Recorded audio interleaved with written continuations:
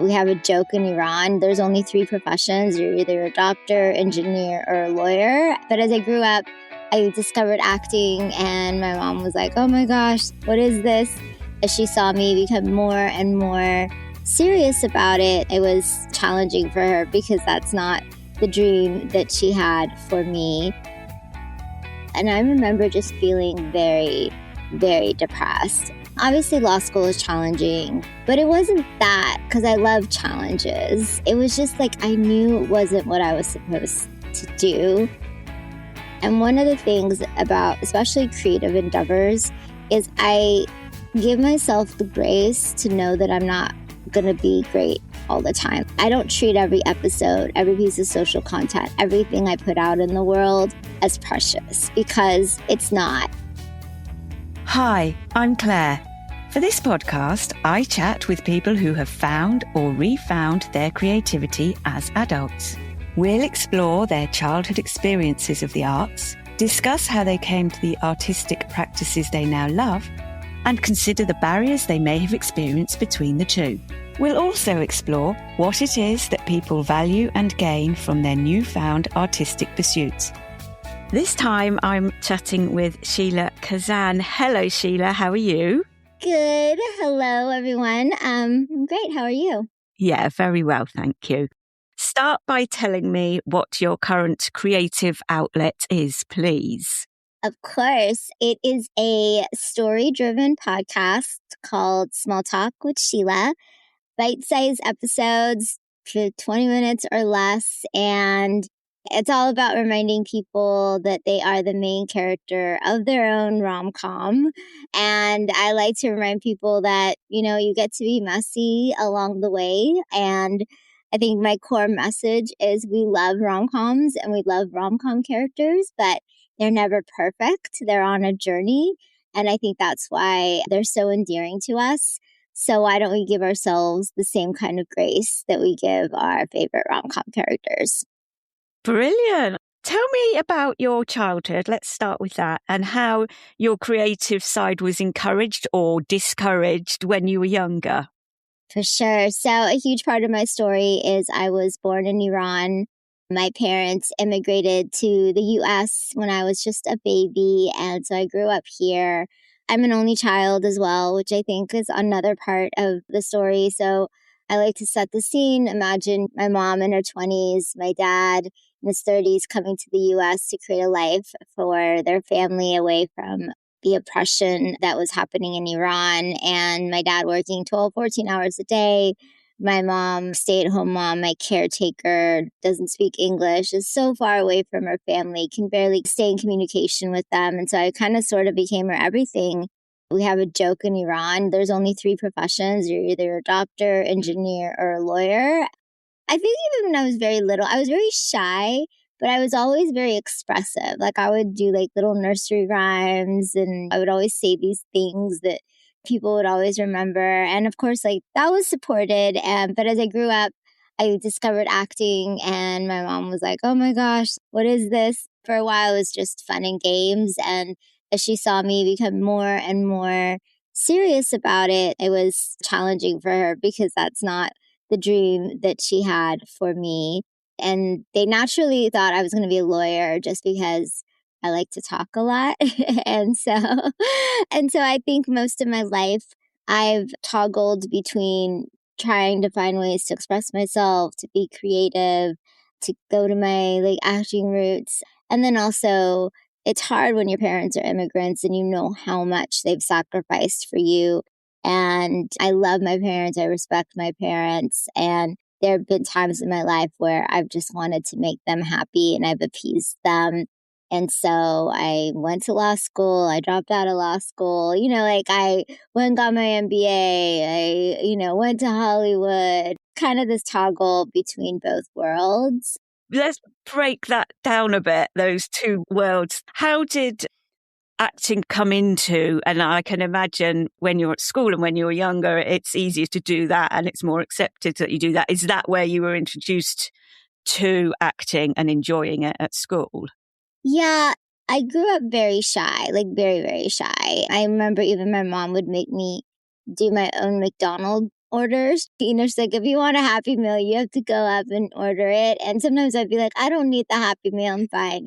I was very, very shy, very tiny, very shy. And I remember this so distinctly. I would watch Shirley Temple and I would just be like, I love Shirley Temple. I don't know, Saturday mornings in my room, I had a lot of Barbies, but like I had these storylines, like I had this imagination. But I was in sixth grade, and my sixth grade was the year we all had different classes. You had your English class, you had your math class, we had lockers. I couldn't reach my locker, and it was Mrs. Cook's English class. And I was, again, very quiet, very shy. No one knew me. And we had to do an oral book report. And I was like, how am I going to go in front of the class and speak up? And I was in my parents' living room and I had this idea. I was like, what if it's not Sheila? What if it's one of the characters from the book? And I wrote it all out. I didn't know I was memorizing, but I memorized it. We were allowed to have note cards. But by the end of all my rehearsing, I didn't even need my note cards. And I remember going into class. I was like, I don't know if I could do this, but something in me was like, do it. And I did it.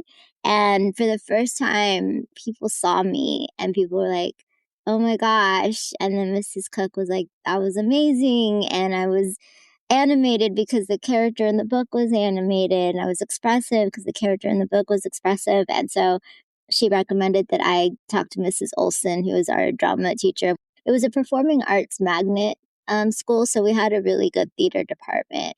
And so that became my identity. That became my way of being. And so, yeah, that's how I got into acting. But I think I've always been a writer, a storyteller. Yeah. It's just about how you can tell the stories. Mm-hmm. And at that point, you needed to be the other character. I completely understand that. I do that often with dance. I get into the character of the dance and then it's not me, it's this other person. So you mentioned about the only 3 professions that there are and that you went to law school. So tell me about that time. Yeah. And how you enjoyed it. Yeah, for sure. I mean, I used to do a lot of speech and debate. So my parents really liked me being in speech and debate, even though I did really monologues. They were very long monologues. I didn't do the debate part, but they were very proud of that. And so I was like, okay, well, this is what I'm supposed to do. I was supposed to go to law school. And I went, and I've always been like, I've always loved learning and I've always excelled in school. And I remember just feeling very, very depressed. Obviously, law school is challenging, but it wasn't that because I love challenges. It was just like I knew it wasn't what I was supposed to do. And it felt really, really hard to be there. I had been doing a little bit of voiceovers too. I had an agent, I was booking stuff, and I was like, well, I could do this. And I remember like this moment. I had this really nice car, this really nice room, like, like almost like this little princess, right? And I was in law school, everyone was proud of me. But inside, it was very messy and very dark for me. And I remember being like, wait a minute, this isn't even my life. And it was the first semester. And so I told my mom that I wanted to take a leave of absence because I don't think this was for me. And it was really hard. Like my mom did not take it well at all. I'd never at that time like left home. Again, just like a good sheltered girl. And so I was like, I need to go become my own person. And I had a friend in Arizona. And so I was like, I'm going to go to Arizona and I'm going to discover who I am. I don't know if you know Middle Eastern mothers, but they're very dramatic. And so at the time she was like, go, but I don't think she believed that I would do it, but I did. And I went to Arizona and that's where I really started discovering who Sheila is. Yeah. So was that quite a snap decision for you then to go to Arizona? And then what did you do when you got there? I got a job as a legal assistant. At the time it was about like just getting away and like just proving myself. And even just driving there, I remember I got a pack of cigarettes because I was like, this is who I am, even though I don't smoke. But I felt, I was running away, I was rebelling. And so I was playing the character. But I remember like driving, going towards the desert. I'm from Northern California, so it's about a 12-hour drive. And I remember feeling free. And I remember going like, I'm driving the car. I'm deciding where this road takes me. And it was like one of those really great feelings. And I like had an appointment with a temp agency the following day. I didn't even know airs. Like I went, got there, and then I happened to get a job, temp job, a legal assistant at a corporation there. I was getting paid the same amount I was getting paid in Northern California. And I felt like when you're supposed to be on a journey, everything just works out really well for you. And I felt like I was supposed to be on that journey. And so all the little things kind of came into place to allow me to thrive there. Yeah, and then I didn't stay at that legal job for too long. Like I think I stayed 6 months, 9 months, and then I ended up going to Radio Disney. I worked at Radio Disney on air local personality, Sassy Sheila. And so yeah, and I started doing more theater there. It was like very much the Phoenix Rising. I think I don't know why I didn't go to LA because that would have been the most natural choice. But I think there was, and I still love the landscape of a desert. There's something expansive about the landscape of a desert that makes you feel like you can do anything. You've mentioned back and forth as well, because you mentioned earlier that you went to law and then you did some acting and then you went back to law. So, and again, I'm interested in how the relationship developed with your parents while you were away before you then actually, I know you went back to finish your law degree or some such. Yeah, I'm also very close to my parents, and I consider my mom one of my best friends. And I think we were probably estranged for a minute. We were still talking. It was just different. But I remember there was this one moment though, like I was like, I don't know, maybe I made a mistake and whatnot. And I think inside of her, I think she was proud of me. And I was like, maybe I should come home. And I remember her saying, I think you should stick it out a little longer. It's just a bad day or something. She didn't say it like it wasn't like a big pep talk, but it was a little pep talk. And I wasn't not talking to her, but we weren't as close as we had been. When I left, it was really hard for my mom, and it was really hard for her to tell her Iranian friends that I left law school. There was a lot of like shame she held, and the only person she told was one of our American neighbors. Her name was Ginger, and Ginger called me and she was like, Sheila, I'm both proud and disappointed in you. I'm proud of you because you made a point, and that was the point you needed to make, that it's your life. I'm a little disappointed at you that it was so rushed. And I think that's ultimately how my mom probably like felt. Like I think at the end of the day, she became really proud of me for going. I hadn't lived on my own at all. So It was a big jump. So you did continue your education after a while, is that correct? yeah, so I was in Arizona for about four years, and then I felt a little guilty for quitting because again, getting your graduate degree is such a badge of honor in the Iranian culture. And so I was like, well, maybe I can get my MBA. That's what I'll do. And so I was going to go to a school in Arizona, and then I had started an application for a school here in Orange County, Southern California. I didn't even finish the application. They contacted me. They're like, we saw that you started your application. And I was like, oh yeah, I didn't finish it. There was a lot of steps in there. And then I did it and I got into this school in Southern California, which brought me back to California.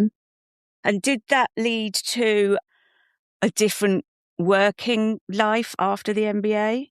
So I graduated in 2007, which is when the economy tanked.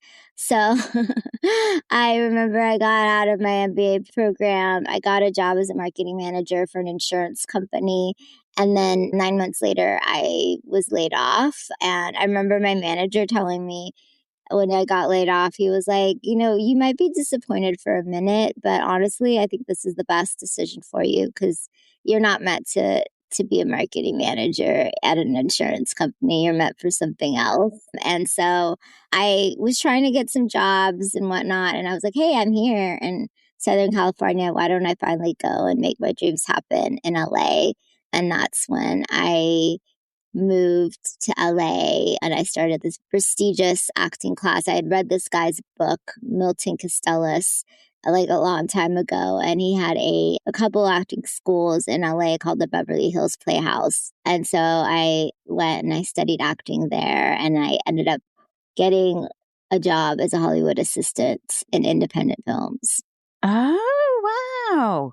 It was fun. I actually just did a whole series of rom-comming your work life, and I told the different stories of my career. But yeah, it was not an easy job to get. I was like, I had my MBA and whatnot, but, LA obviously doesn't care about any of that stuff. Even just getting into the door was really hard. Somebody knew somebody that connected me to somebody who was a producer. I met with him for like a coffee chat.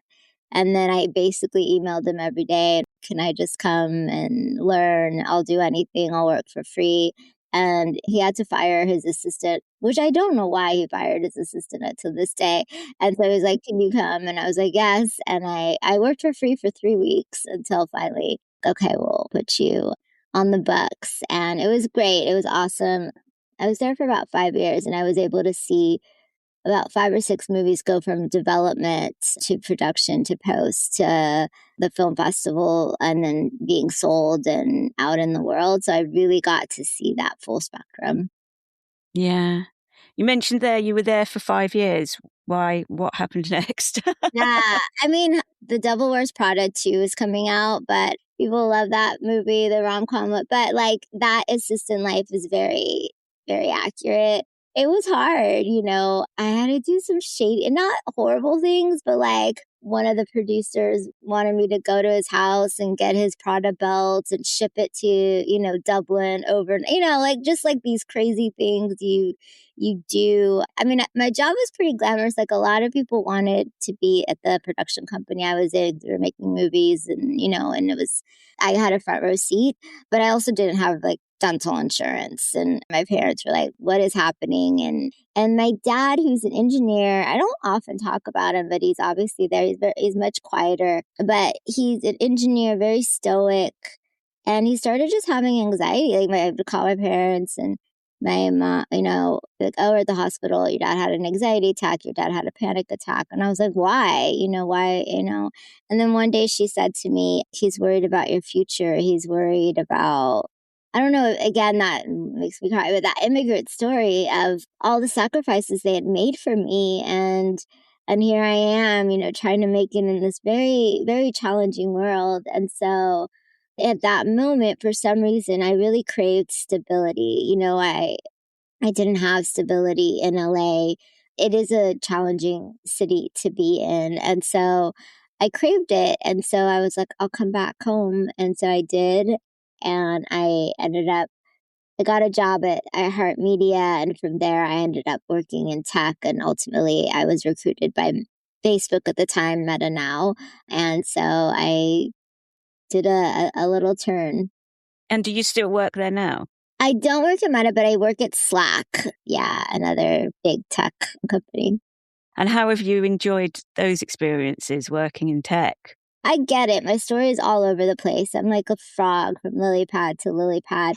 But Sheila has never changed, and who Sheila is and her creativity and her writing and her expressiveness, they've followed me in all of these roles and jobs. And I've always been able to just be myself and carve out a role that feels very authentic to me. And so in tech, I am a design operations manager, but I do a lot of people programs and I do a lot of events and I do a lot of the writing and I figure out what is the story of our company, our org, how do we share that broadly? I run our Slack design blog and our socials, like I've always like figured out a way to be creative and expressive in my roles. So then is the podcast you being expressive for Sheila, being creative of Sheila rather than being creative for Slack or for Meta? Do you think that was part of the reason that you wanted to start this? What happened is I spent a good like almost decade in tech. I built my life. I built my investment portfolios. I bought a home, like all those things that you just want to check off, right? And I was like, wow, like, this is great. I did all those things and I don't regret it for one bit. And what happened is I was looking at my life and I was like, I have the house but it's empty inside. There was that part of me that was that creative energy in me was just not there. And it was like a good chunk of my time, I was just all tech and it was just all work. It was just all building my life. And then I was like, I need something. And I didn't necessarily want to blow up my life. I finally I'm mature and I was like, I don't need to move somewhere else or, completely up level my life. And I was like, what can I do? I had this vision of telling stories and I've lived obviously a very rich life and I want to tell the stories of my life because I feel like I do that with my friends and it really helps them. And so I was like, what could I do? And it was going to be a video series at first. And then I was like, oh, maybe it's a podcast. And I work remote too. So it's very convenient for me to kind of live both worlds. You mentioned at the beginning about the messiness of the people in the rom-coms, and you've just mentioned now about your life around here and here and here and here and a kind of messiness there. But I'm also assuming romantic comedies was something that you enjoyed in the first place. How did you come to think I'll put the two together? I'll have that as my theme for storytelling.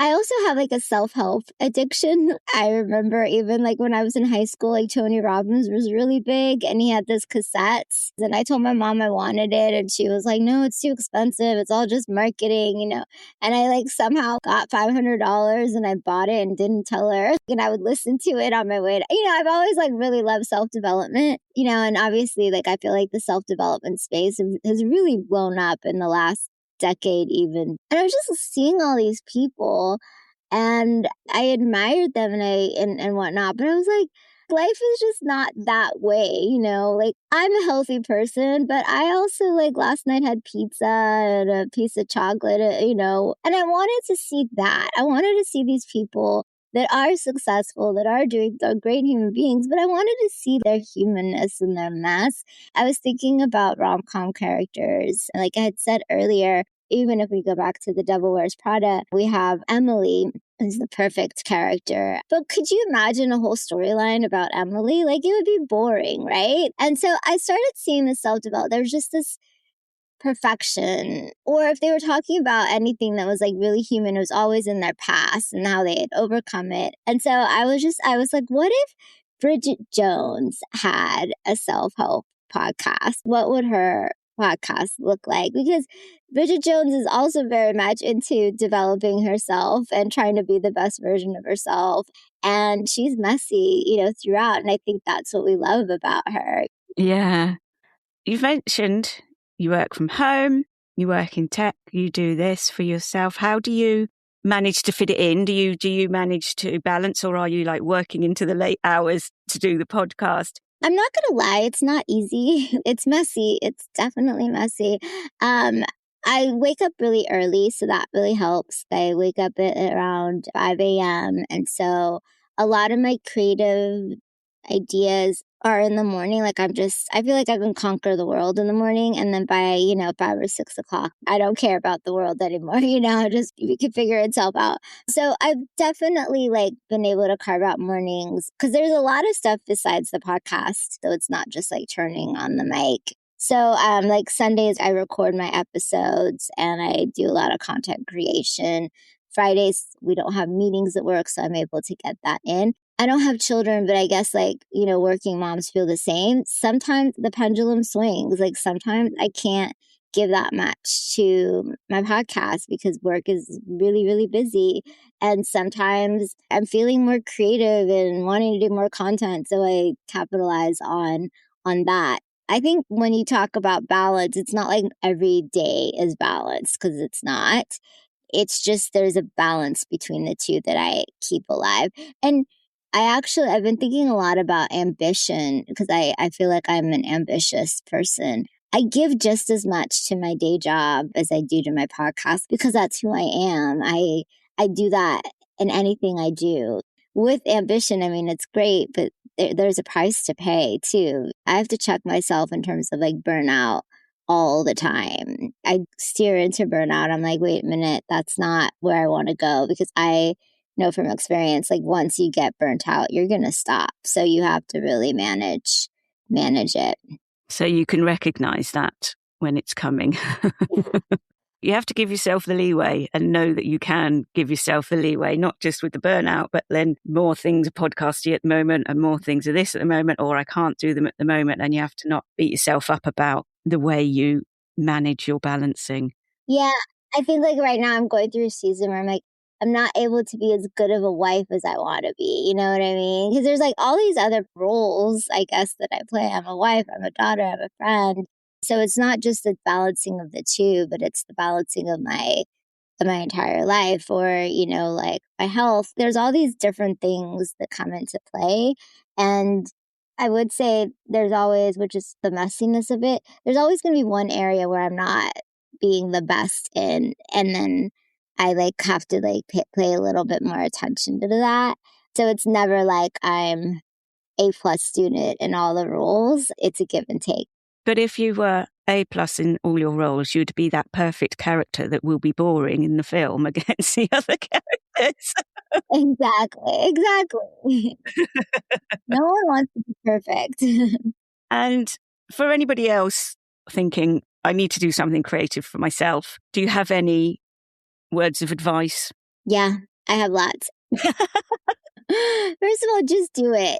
Just do it. And I also find, because I think as I've been on this journey, I'm like, people reach out to me and they're like, wow, like, how do you do it? And when I just decided I was going to do it at one point, I am going to go all in on this and I'm going to give it everything I have. And one of the things about especially creative endeavors is I give myself the grace to know that I'm not going to be great all the time. I don't treat every episode, every piece of social content, everything I put out in the world as precious, because it's not. And I have to have a little bit of that mentality of I'm just going to put this out in the world and see how it does and then refine as I go. And I sort of like had that mentality. I've always known I'm going to continue getting better at telling stories the more stories that I tell. So I can't hold on to every single story and be like, this has to be it. I think that's what stops a lot of creative people,